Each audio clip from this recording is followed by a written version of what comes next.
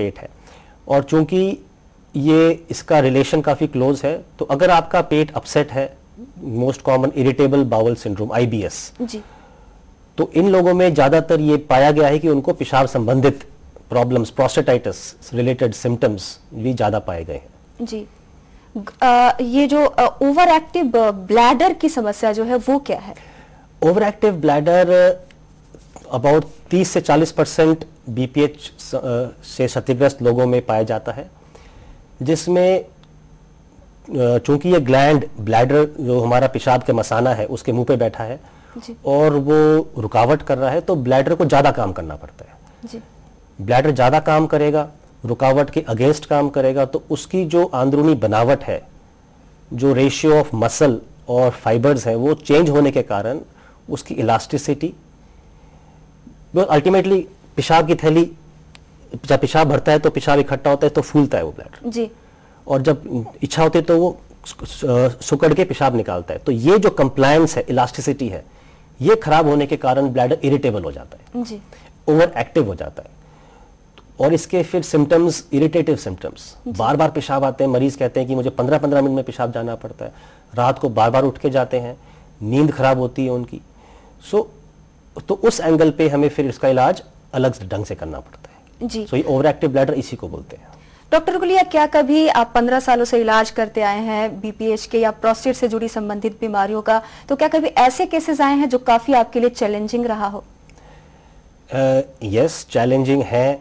एक आमतौर पे तो हम प्रोस्टेट जो बड़े होते हैं 70, 80, 90 ग्राम, बट काफ़ी एक दो मरीज हैं रिसेंटली जो मुझे याद है, 250 ग्राम का प्रोस्टेट, ओल्ड मैन, और केम वॉकिंग, नॉर्मल कहता है डॉक्टर साहब बस पेशाब की रुकावट है, मुझे थोड़ी बहुत लग रही है, उसका पेशाब बंद नहीं हुआ था, बट इन्वेस्टिगेशंस पे 250 ग्राम का प्रोस्टेट बताया गया था। जी। आमतौर पे ऐसे इतने साइज के प्रोस्टेट में ओपन सर्जरी एडवाइस करते हैं, बट हमने एंडोस्कोपिक से उनका इलाज किया 2 सिटिंग्स में, and he is very fine. इस तरह के इलाज में कितने खर्चे आते हैं? एंडोस्कोपिक सर्जरी जो स्टैंडर्ड ट्रीटमेंट है, जिसको TURP कहते हैं, आमतौर पे 20,000 से लेकर 40,000 तक टोटल खर्चा आ जाता है। जी, जैसा कि आप मरीजों का इलाज करते हैं, प्रोस्टेटिक जो भी संबंधित बीमारी है, BPH की बात करें तो जब आप इलाज करते हैं तो सर्जरी के बाद और किस किस तरह की समस्या आ सकती है? सर्जरी के बाद चूंकि इसमें टाँके नहीं लगते हैं, जी, सारा एंडोस्कोपिक काम होता है, और बाहर से तो कुछ नहीं लगता, बट अंदर की जो हीलिंग प्रोसेस तो अपना बॉडी लेगा। जी, 2 दिन के बाद मरीज अपना नॉर्मल काम कर सकते हैं, और उसके बाद कुछ बाइक जैसे कई लोगों में इरिटेशन रहती है, पेशाब बार बार आना पेशाब, बट ये सब टेम्पररी है। जी, कईयों में इन्फेक्शन का ध्यान रखना पड़ता है, पेशाब का टेस्ट कराना पड़ता है, कई में 1-2 बार ब्लीडिंग भी हो सकती है, बट ये सारी चीज़ें जब अंदर की परत बन जाती है, जिसको 4 से 8 हफ्ते, कई बार 12 हफ्ते भी, दैट इज 3 महीने मैक्सिमम, जब अंदर की परत बनने के बाद ये सारी तकलीफें ठीक हो जाती हैं, और सभी ये छोटी छोटी तकलीफों का दवाइयों से इलाज अच्छी तरह हो जाता है। डॉक्टर गुलिया, जैसा कि हम बात कर रहे थे सर्जरी के बारे में, तो सर्जरी में और क्या क्या ऑप्शंस हैं? सर्जरी 20, 25 से 30 साल पहले ओपन सर्जरी ही एक ऑप्शन थी, जी, जो आजकल भी, जैसे मैंने बताया, बहुत बड़े ग्लैंड्स हो तो उनमें आजकल भी करते हैं।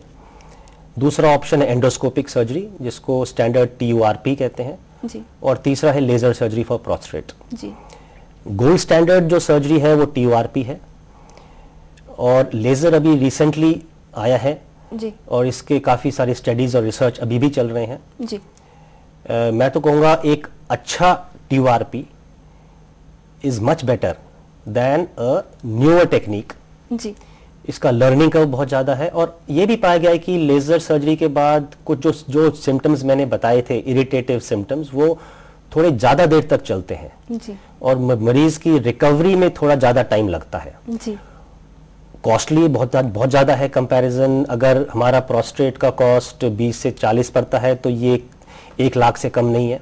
जी, अवेलेबिलिटी सब जगह पे नहीं है, एक्सपर्टीज नहीं है इसकी, जी, और पेशेंट की रिकवरी, तो मोटा मोटा देखा जाए तो इतना फायदा नहीं है इसका जितना इसके बाकी चीजें हैं। जी, तो TURP is still the gold standard for prostate surgery for BPH।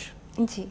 जैसे अब सर्जरी की आपने बात की कि ये सारे ऑप्शंस हैं, सर्जरी जब आप पेशेंट का कर लेते हैं उसके बाद उनको आप क्या क्या सावधानी बरतने के लिए क्या क्या प्रिकॉशन लेने की सलाह देते हैं? सबसे पहले जैसे सर्जरी में मरीज 1 या 2 दिन अस्पताल में रहता है जी। उसके बाद जब उसका मोशंस ठीक आ जाएं, सबसे पहली सजा कब्जी नहीं होने देना, उसकी हम दवाई देते हैं। लैट्रिन में बिल्कुल जोर नहीं लगाना, उन्होंने जी।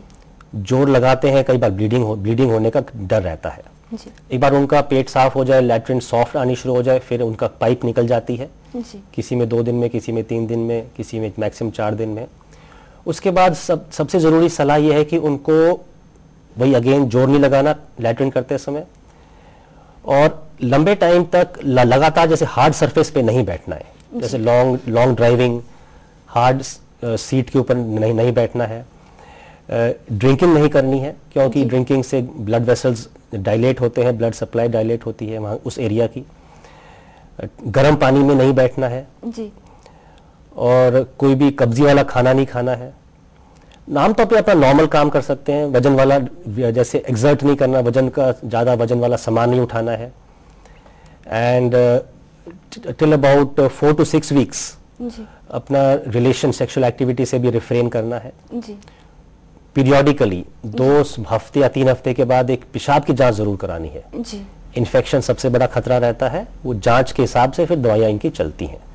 तो ये मोटे मोटे प्रिकॉशंस हैं जो इनको। क्या कोई ऐसे प्रिकॉशन है जो लॉन्ग टर्म तक चलते हैं? लॉन्ग टर्म तक कोई खास ऐसा प्रिकॉशन नहीं है, बट ये है कि पीरियोडिकली अपना अगर वो यूरिन टेस्ट करा लें और इन्फेक्शन रूल आउट कर लें तो ही can be lead a happy comfortable life. जी।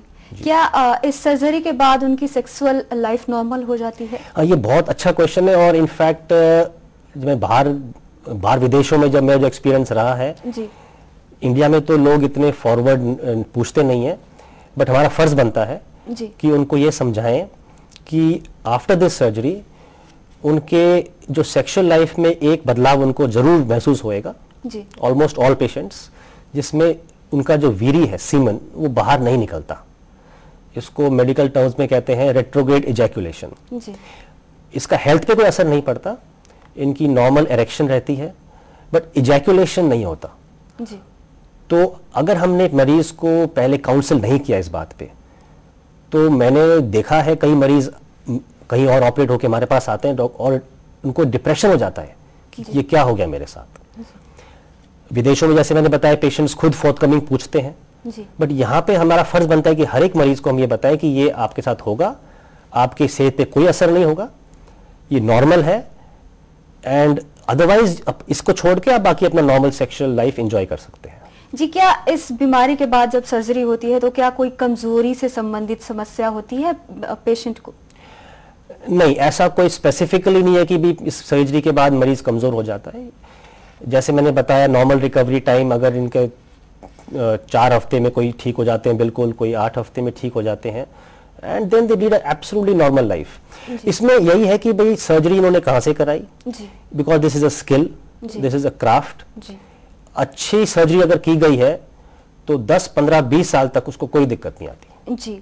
जैसा कि आप कई बार उनको सलाह देते हैं कि आपको ये करना है, आपको भारी वजन नहीं उठाना है, आपको इतने दिनों तक जो है स्ट्रेस नहीं लेना है, आपको शराब नहीं पीना है, उसके अलावा आप खाने पीने की किस तरह की सलाह देते हैं? खाने पीने में ऐसा खाना खाएं जिससे कब्जी ना हो, जी। लॉट ऑफ फाइबर, जी।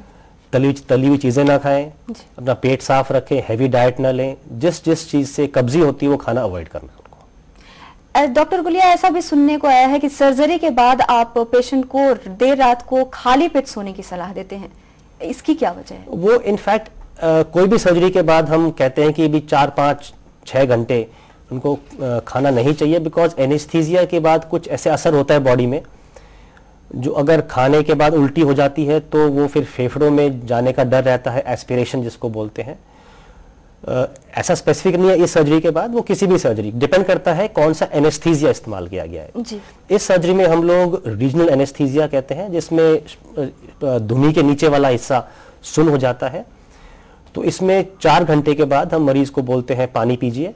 अगर वो पानी टॉलरेट कर लेते हैं, वॉमिटिंग नहीं होती है, कोई दर्द नहीं होता है, तो उसके बाद कोई भी गर्म चीज पी सकते हैं। जी। और अगर दिन में उनकी सर्जरी होती है तो रात का अपना लाइट डाइट खा सकते हैं। जी, इसके इलाज के बाद क्या कुछ ऐसे जरूरी जांच होते हैं जिनको उन्हें बार बार जाना चाहिए, डॉक्टर से सलाह लेना चाहिए, क्या कुछ ऐसा है? जी, एक तो जो मरीज मेडिसिन पर हैं जी, उनको रेगुलर फॉलोअप में अपना एक अल्ट्रासाउंड, जी, KUB kidney ureter bladder region, जी, एक यूरोफ्लोमेट्री जिसमें पेशाब की कंप्यूटर पे जांच होती है, उसकी स्पीड कितनी है, कितना पेशाब कर रहे हैं और कितना पेशाब बचता है, जी, और हर एक साल अच्छा उससे पहले यूरिन रूटीन एंड कल्चर, जी, ये एवरी 6 months to 1 year करा लेना चाहिए। और एवरी ईयर एक serum PSA prostate specific antigen blood test है, वो एवरी ईयरली इनको कराना चाहिए। ये रेगुलर फॉलोअप में अगर ये कराते रहेंगे, कोई भी बदलाव आएगा इनके प्रोस्टेट में वो पिकअप हो जाएगा और अर्ली स्टेज में इलाज भी हो जाएगा। क्या कुछ ऐसा है कि जिसे पहले ही प्रिकॉशन ले लिया जाए और इस तरह की बीमारी ना हो किसी को? आई जस्ट होप कि हमारे पास ऐसा चीज हो कि हमारे बाल कभी सफेद ना हो, बट अगर हम एजड होएंगे तो प्रोस्टेट बढ़ेगा, प्रोस्टेट बढ़ेगा तो प्रॉब्लम्स आएंगी, इसीलिए 80% लोग क्षतिग्रस्त हैं अबव 80 years of age। जाते जाते प्रोस्टेट से संबंधित जो मरीज हैं उनको क्या सलाह देना चाहेंगे आप? Yes, this is a very good question. दो चीजों में, जैसे अभी सर्दियों का मौसम आ रहा है, जी, लोगों को जुकाम हो जाता है, तो over the counter drugs, specially cold related drugs जिनमें एंटीहिस्टामिनिक्स होते हैं, वो ना लें, स्पेशली पेशेंट्स जो इससे क्षतिग्रस्त हैं। लेने से क्या होगा, पेशाब अचानक बंद हो सकता है। जी, दूसरा, सडन एक्सपोजर टू कोल्ड, वो ट्रैवलिंग करते हैं, कहीं जाएं, एक्सपोजर टू कोल्ड के कारण भी पेशाब अचानक बंद हो सकता है and can create an emergency. तीसरी बात, फेस्टिव सीजन है, ड्रिंकिंग अल्कोहल, बिंज ड्रिंकिंग और फिर कोल्ड एक्सपोजर कैन ऑल्सो, पेशाब अचानक बंद हो सकता है और फिर इमरजेंसी में उनको डॉक्टर के पास जाना पड़ सकता है। अगर ये 3 चीजें अवॉइड करेंगे, I am sure he will live a happy life. जी, डॉक्टर गुलिया, आप हमारे स्टूडियो में आए, प्रोस्टेट से संबंधित बीमारी के बारे में हमसे बातचीत की, आपका बहुत बहुत धन्यवाद। Thank you so much. तो आपने देखा कि किस तरह से होती है BPH की बीमारी और कैसे होता है इसका इलाज। उम्मीद करते हैं कि बिनाइन प्रोस्टेटिक हाइपरप्लासिया के बारे में हमारी चर्चा से आपको काफी जानकारी मिली होगी। अगर आपकी भी सेहत से जुड़ी कोई समस्या है जिसके बारे में आप हमसे जानकारी चाहते हैं, तो आप हमें इस पते पर ईमेल कर सकते हैं। हमारा पता है healthline@dnightnews.com और आप हमें फोन करके भी अपनी हेल्थ से जुड़ी समस्या बता सकते हैं। हमारा फोन नंबर है 0172504334। हमारा नंबर आप अपनी टीवी स्क्रीन पर भी देख सकते हैं। और फिलहाल अभी के लिए हेल्थलाइन में बस इतना ही। अगले हफ्ते हम फिर से हाजिर होंगे एक नई बीमारी के बारे में आपके सवालों के जवाब लेकर। तब तक के लिए नमस्कार।